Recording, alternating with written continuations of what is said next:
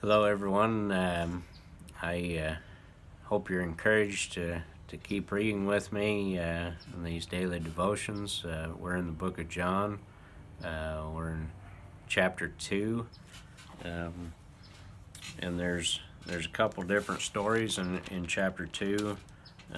Two pretty well-known stories. The first one is Jesus changes the water into wine. Um, and the second one is Jesus clears the temple courts. Um, those of you that were in the Sunday school class with me, we covered some of that in John 2 of him clearing the courts, and so I won't touch on that as much. That all happened beforehand, but I'll read a little bit in John 2, and then I encourage you to read on. On the third day, a wedding took place at Cana in Galilee.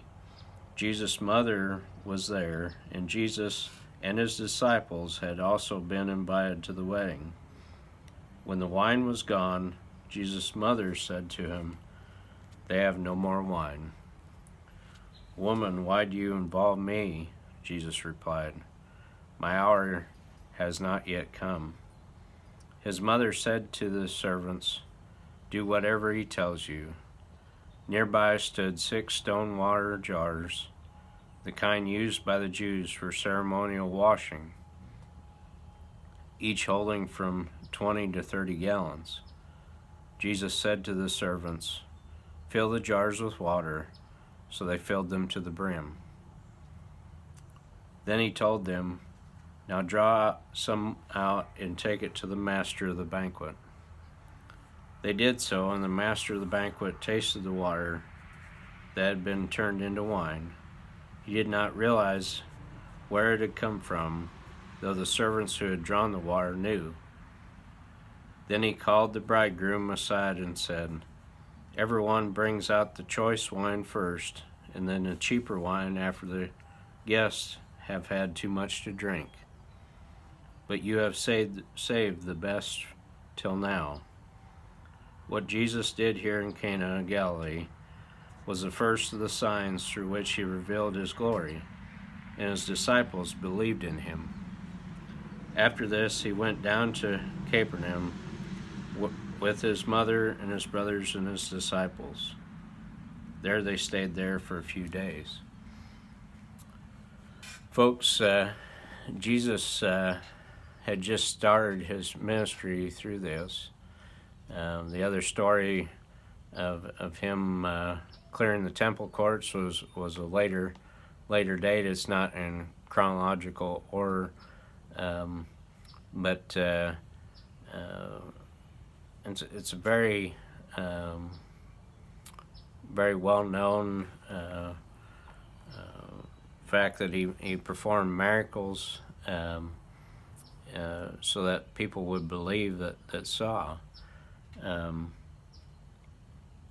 There's things that are going on in our world today that we don't see.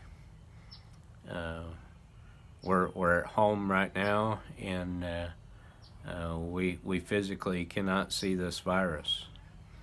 But I will tell you that I believe it's there.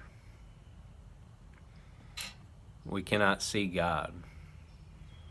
It's something that we can't see. We can't see the wind blow, but we know it's there. I will tell you that there's things that have happened in my life that it had that only God would have known about me. I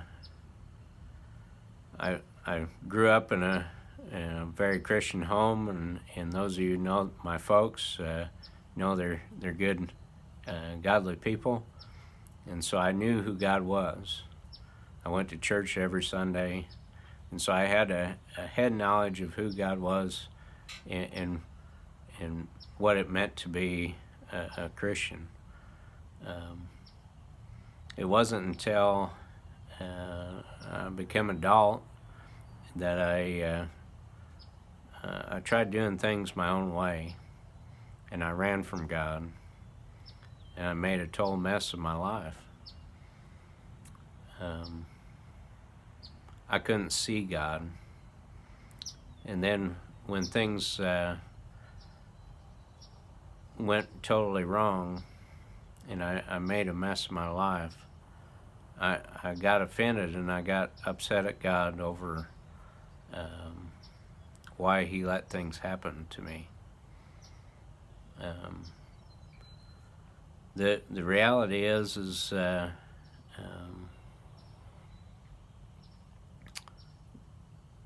God had been calling me all along, and I'd been running from Him. It wasn't Him doing those things to me. It was me doing those things to myself. The fact of the matter is as soon as I embraced the love of Jesus, I became whole again. My wife Mandy introduced me to her grandfather, and I asked him if God is such a great God, then why did all this stuff happen to me? And we were sitting on a front porch, just kind of like I am right now, and we were rocking on a swing, and Dwight had an older Cadillac, and he said, John, if you could help me, he said, got some issues with my car. He said, would you help me fix them? I said, yeah, we can get it fixed. And he said, I'll tell you, he said, you wouldn't just scrap it out? And I said, no, it's a great car. You could we can figure out what's wrong with it and fix it. He says, well, I'll tell you something. He says, you got it all wrong. I said, I know that's right. He said, you've been putting God up on this pedestal. And then when things fell apart, that's when you want to blame Him. But you see, the Lord's a salvage man. He runs the greatest salvage business in the world. He says He sees the value in you and wants to restore you. It's up to you to find the junkyard. And folks, it changed my life.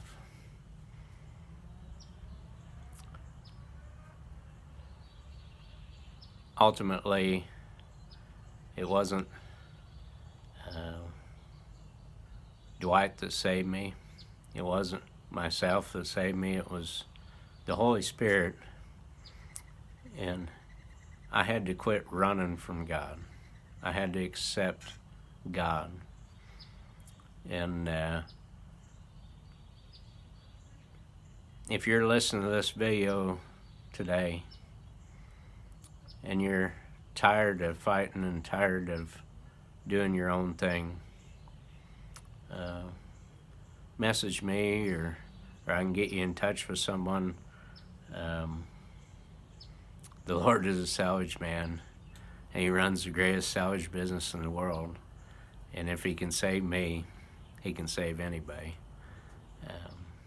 Folks, I just encourage you to keep reading in the Bible. We're in John chapter 2, and I look forward to continuing these daily devotions. God bless y'all.